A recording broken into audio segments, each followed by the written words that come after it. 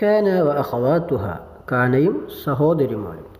ഒരു മുബ്തദവും ഖബറുമായ ഒരു ജുംലയിൽ കാനയോ കാനയുടെ സഹോദരിമാരോ വന്നാൽ എന്തൊക്കെ നിയമങ്ങളാണ് നാം ശ്രദ്ധിക്കേണ്ടത്?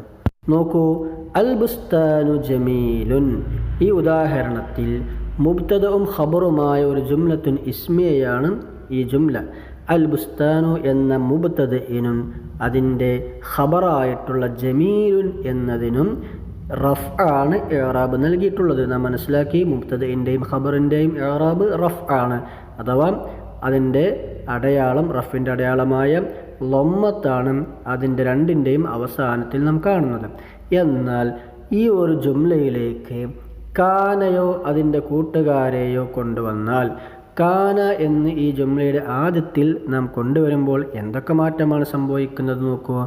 കാനൽ ബുസ്താനു ജമീലൻ, അഥവാ കാനയുടെ തൊട്ടടുത്തുള്ള ഇസ്മിന്, ഇതിന് കാനയുടെ ഇസ്മ എന്നാണ് പറയുക.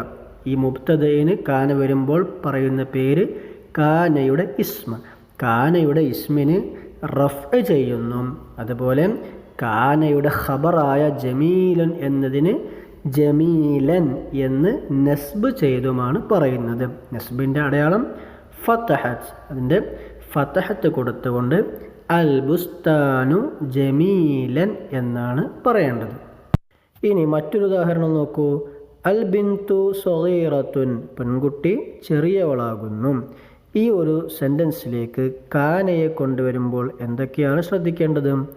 അൽ ബിന്തു എന്ന ഇസ്മ മുഅന്നസാണ്, സ്ത്രീലിംഗമാണ്. അതുകൊണ്ട് കാനയെയും സ്ത്രീലിംഗമാക്കണം. അപ്പോൾ കാനത്ത് എന്നാണ് വെച്ച് കൊടുക്കേണ്ടത്.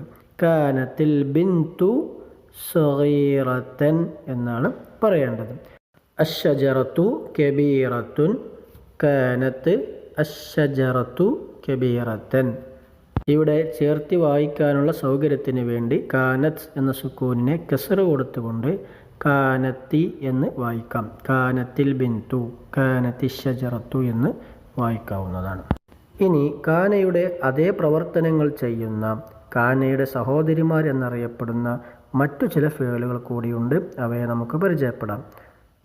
കാന വ അഖ്വാതുഹ, കാന, അസ്ബഹ, അൽഹ, അംസ, ബാത്ത, ളല്ല, സ്വാറ, ലൈസ. ഇവ പ്രവേശിക്കുന്ന ജുംലയിലെ ഇസ്മ മുഅന്നസ് ആണെങ്കിൽ ഈ ഫിഅലുകളും മുഅന്നസായി തന്നെയാണ് ഉപയോഗിക്കുക. അതിൻ്റെ അവസാനത്തിൽ താ ഉത്തഅനീസ്, മുഅന്നസിൻ്റെ താ കൂട്ടിച്ചേർക്കേണ്ടതുണ്ട്. അപ്പോൾ കാനത്ത്, അസ്ബഹത്ത്, അൽഹത്ത്, അംസത്ത്, ബാത്തത്ത് ഈ രൂപത്തിലാണ് ഉപയോഗിക്കുക. ഇതിൽ ലൈസ ഒഴികെയുള്ളവയെല്ലാം മുളാരിയിലും അംറിലും ഉപയോഗിക്കും. കാന, യകൂനു, കുൻ ഈ രൂപത്തിൽ ഉപയോഗിക്കാറുണ്ട്.